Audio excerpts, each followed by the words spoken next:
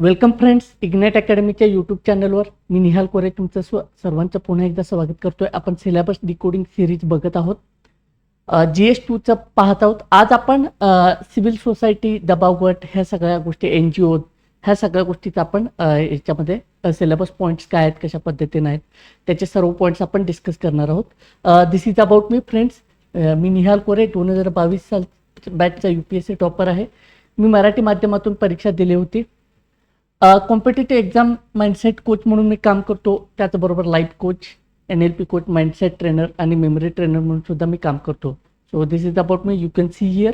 आपण बघूयात NGO, self help group आणि नागरी समाज, सिव्हिल सोसायटी, याचा डेमोक्रेसीमध्ये रोल काय आहे. हा GS2 मधला खूप महत्त्वाचा पार्ट आहे.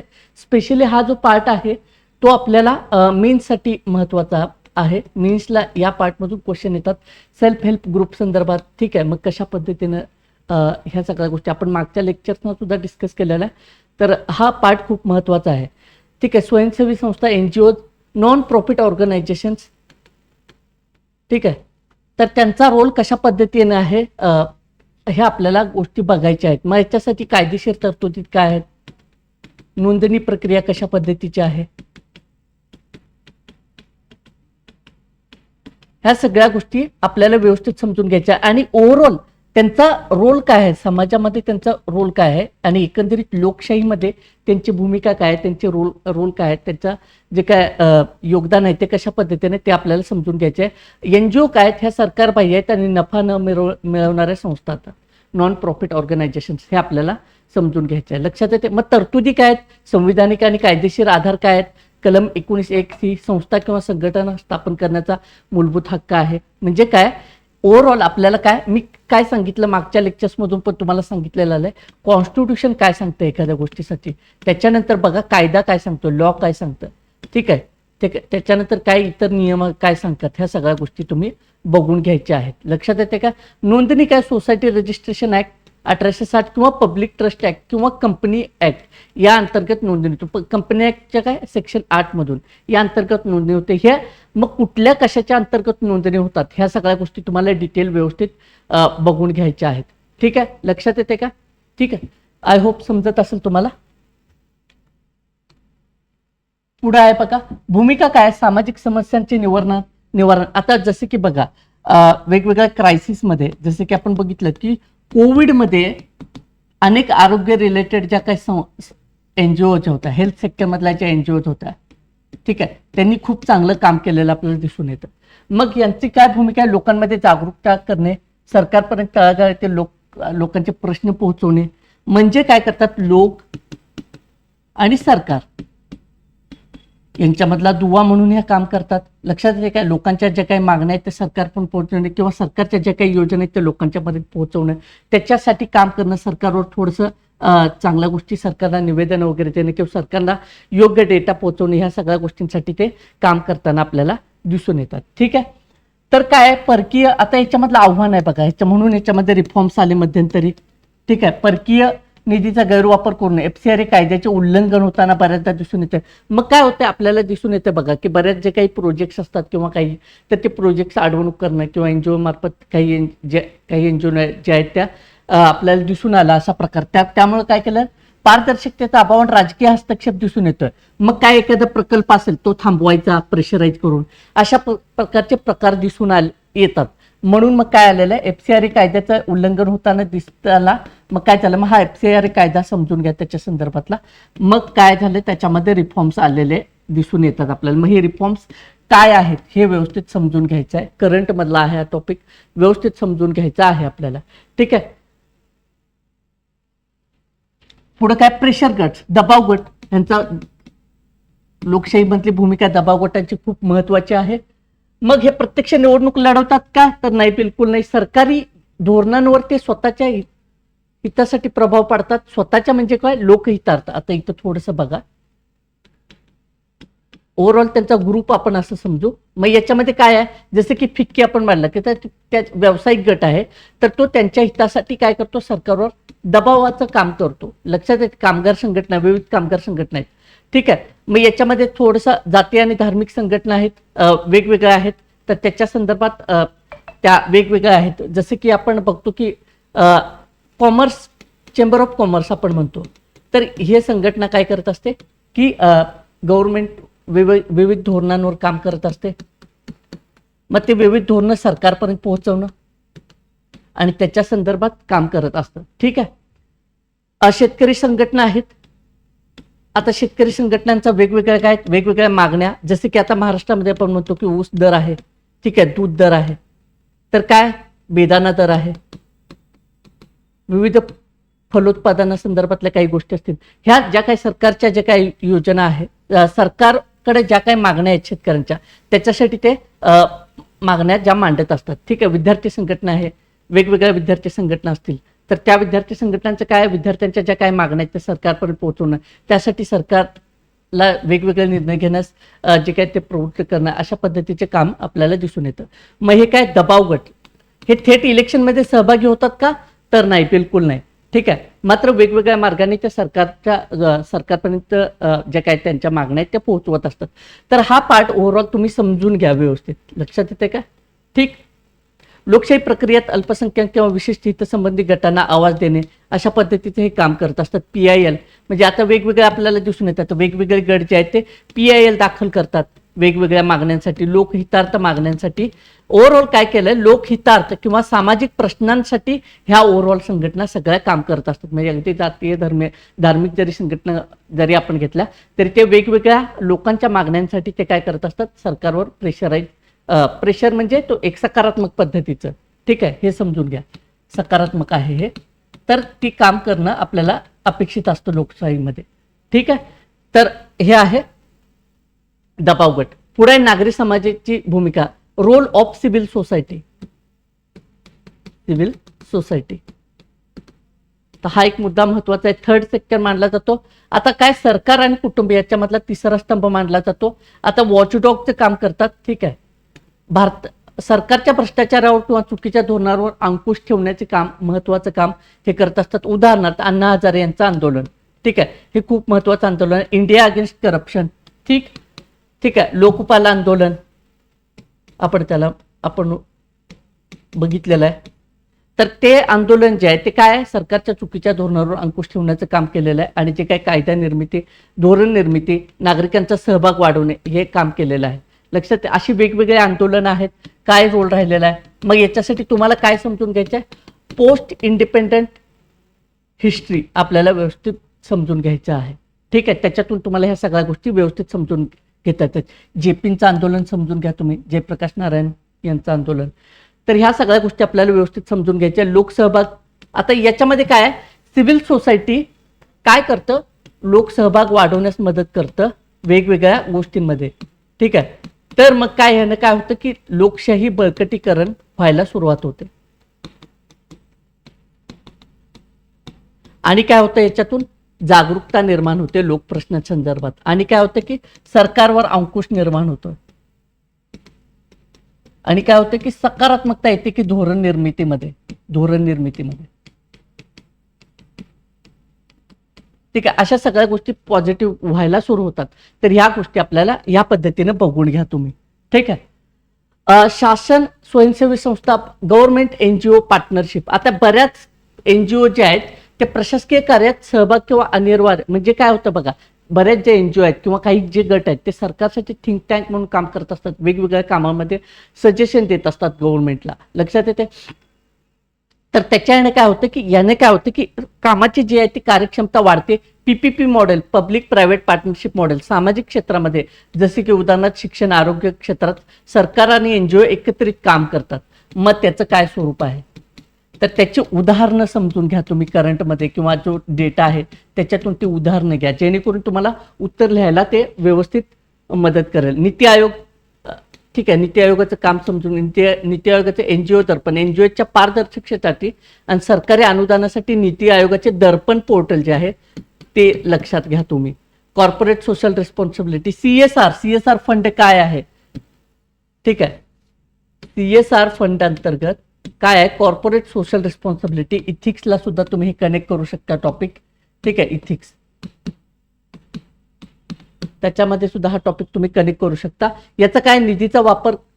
ठीक आहे. कंपन्यांच्या सामाजिक निधीचा वापर करून NGO मार्फत विकास कामे राबवली जातात आणि त्याच्यातून काय झालं तर विकास साधला जातो. बरं आपण बघतो बघा बऱ्याचदा ट्रॅफिक आणि ह्या सगळ्या गोष्टीसाठी किंवा वेगवेगळ्या गार्डनमध्ये आपण बघतो की कशा पद्धतीनं ते काय CSR फंडचं काम चाललेलं असतं, ठीक आहे. किंवा काही CSR फंड जो आहे तो एज्युकेशन पर्पजसाठी देतात किंवा मुलींच्या विकासासाठी देतात किंवा मुलींच्या शिक्षणासाठी काही CSR जे आहे तो तरतूद केले आपल्याला दिसून येतात. उदाहरणार्थ मध्यान्ह भोजन योजनेसाठी अक्षय पात्र या फाउंडेशन सोबतची भागीदारी. आता हे उदाहरण, आता हे असं उदाहरण आहे की नाही, अशी उदाहरणं तुम्ही करंटमधले नोट डाऊन करायचे आणि ते आन्सरमध्ये लिहायचे जेणेकरून तुमचं आन्सर आहे ते इफेक्टिव्ह होऊन जातं, ठीक आहे. बचत गट, self help group, Lijjat papad and all, हे सगळे उदाहरणं मी सांगितले. महाराष्ट्रामध्ये अनेक बचत गट आहेत जे काम करतात महिलांसाठी, ते आपण हे ऑलरेडी आपण बघितलेलं आहे. वुमन एम्पॉवरमेंट वर विशेष लक्ष देतात. मायक्रो फायनान्स आपण बघतो आता गावोगावी मायक्रो फायनान्स पोहोचलेलं आहे आणि ते कशा पद्धतीने महिलांच्या सक्षमीकरणासाठी किंवा महिलांच्या आर्थिक स्वावलंबनासाठी काम करत आहे.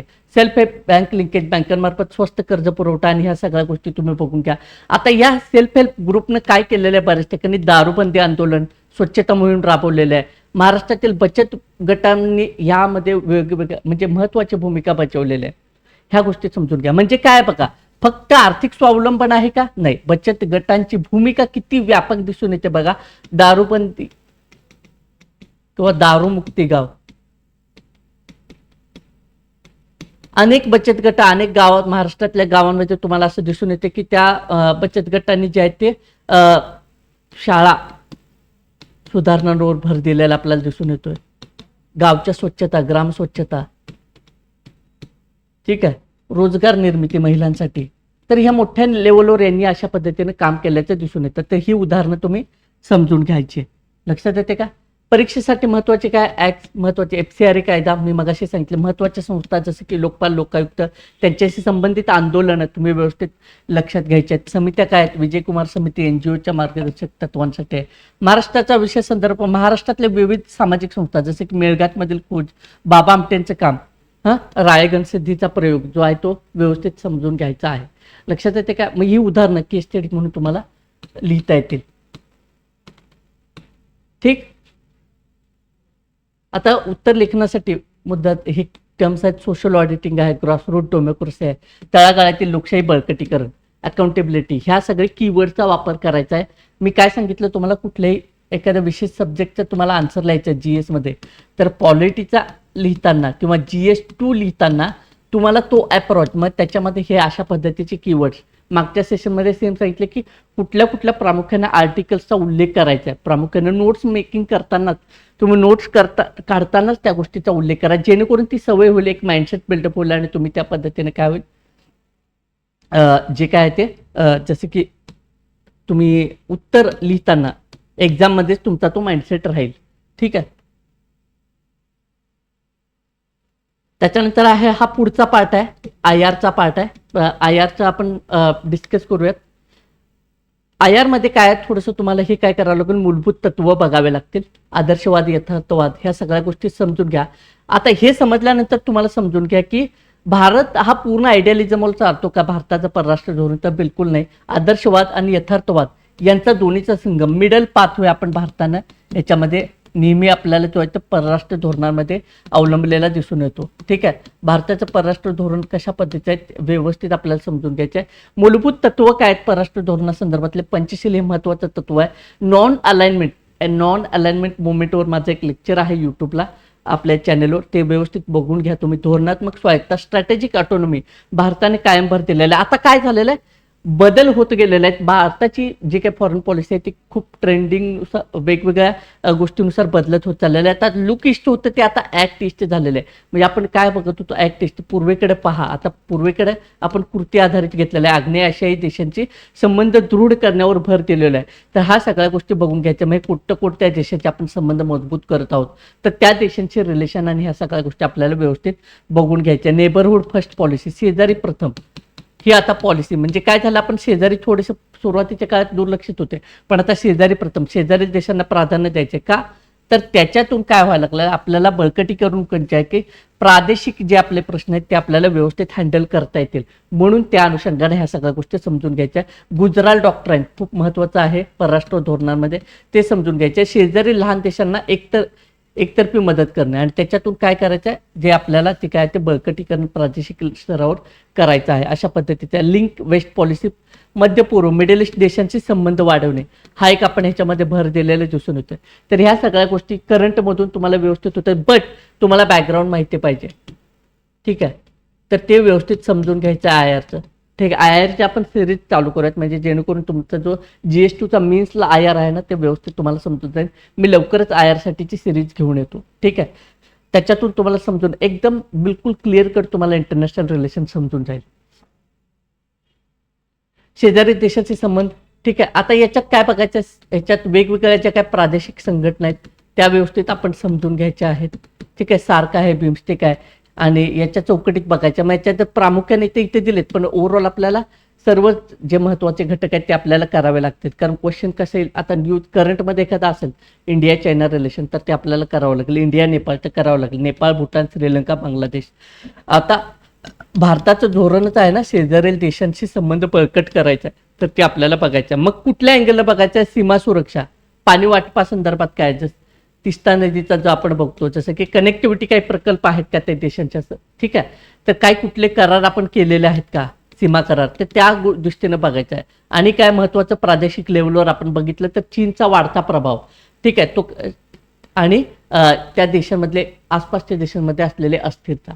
ठीक आहे, ते चीन कशा पद्धतीने डॉमिनेट करत आहे आणि त्याचा कसा एकंदरीत परराष्ट्र धोरणावर परिणाम होतो. ठीक आहे, भारताचं रिलेशन सेम कंट्रीज बरोबर कसं, जसं की आता इंडिया श्रीलंका बघितलं तर तिथं श्रीलंका ह्या गोष्टीमध्ये काय झालं, बऱ्याच गोष्टी चायनाने इन्फ्लुएन्स केलेल्या आपल्याला दिसून येतात. तर ह्या सगळ्या गोष्टी आपल्याला व्यवस्थित बारकाईनं अभ्यासायच्या आहेत. ठीक आहे, तर त्या पद्धतीने हा पहिलाच महत्त्वाचा पार्ट आहे इंडिया चायना रिलेशन. त्याच्यामध्ये काय सहकार्य आणि स्पर्धा, ह्या दोन्ही तत्वावर, म्हणजे आपली चायनाशी स्पर्धा सुद्धा आहे आणि सहकार्य सुद्धा आहे बऱ्याच गोष्टींवर. तर त्या दोन स्तरावर आपल्याला हे जे आहे ते संबंध पुढे चालत असलेले दिसून येतात.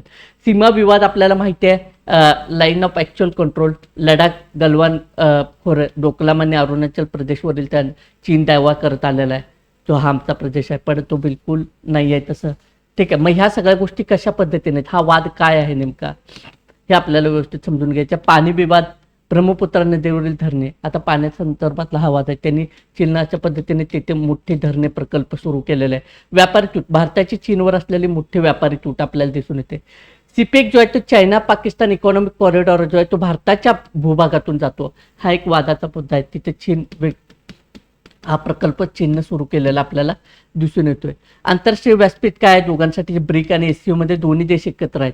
मग कशा पद्धतीने हे बॅलन्स, किंवा आता ह्याच्यात थोडंसं तुम्हाला काय बघावं लागतं, इंडिया चायना बघताना काय करावं लागेल, थोडंसं तुम्हाला हिस्टॉरिकल बॅकग्राऊंड बघावं लागेल. जसे की काय आपला सीमावाद कशा पद्धतीनं आहे, काय झालं, कशा पद्धतीने, मग वेगवेगळ्याचे काय कुणी बॉर्डर फायनल करण्याचा प्रयत्न केला, ह्या सगळ्या गोष्टी आपल्याला थोडेसे हिस्टॉरिकल बॅकग्राऊंड समजून घ्यायचे. इंडिया चायना वॉर, तिथून कशी परिस्थिती उद्भवली, ह्या सगळ्या गोष्टी कसं हे झालं, ह्या सगळ्या गोष्टी आपल्याला बघायच्या आहेत. ठीक आहे, इंडिया चायना रिलेशन. ठीक आहे, प्रॉपर आयरचं आपण बघूयात. ठीक आहे, I think India China Pakistan. ठीक आहे, एनिवे तर इथंपर्यंत थांबूया. मी एकच घेतलेलं आहे. पण नेक्स्ट सेशनला आपण पर्टिक्युलर वेगवेगळ्या देशांसंदर्भात कशा पद्धतीचं आहे ते आपण इन डिटेल करूयात. हा मोरऑल आपला पार्ट आहे सेल्फ हेल्प ग्रुप संदर्भात होता. ठीक आहे, तर त्याच्या संदर्भात आपल्याला चर्चा करायची होती. आयआरचा आपण प्रॉपर सिरीज घेऊयात, म्हणजे आयआरला 1 किंवा 2 आणखी सेशन लागतील, त्याच्यात इन डिटेल डिस्कस करू. आणि स्पेशल जी आहे ती मी जसं की तुम्हाला सांगितलं की आयआरची आपण स्पेशल सिक्वेन्स स्टार्ट करूया, की इंडियन फॉरेन पॉलिसीपासून ते बायलॅटरल रिलेशन आणि वेगवेगळ्या ऑर्गनायझेशन, ठीक आहे, आंतरराष्ट्रीय संघटना, त्याच्याबद्दल आपण सिरीज घेऊयात. तर ही सिरीज तुम्हाला आय होप आवडली असेल, इतरांपर्यंत नक्की पोहोचवा. मला माहिती आहे तुम्हाला ही सिरीज नक्की आवडत असेल, पण तुम्ही अशाच सिरीजसाठी यूट्यूब चॅनलला सबस्क्राईब करा इग्नाईट अकॅडमीच्या. थोडीशी तब्येत डाऊन असल्यामुळे थोडंसं समजून घ्या, बट ही सिरीज आपली अशीच कंटिन्यू चालू आहे. इतर विद्यार्थ्यांच्यापर्यंत पोहोचवायला नक्की पोहोचवायला अशी अपेक्षा व्यक्त करतो. आणि या ठिकाणी मी थांबतो. तुर्तास तुम्ही अभ्यास करत राहा. भेटूया पुढच्या सेशनमध्ये. धन्यवाद.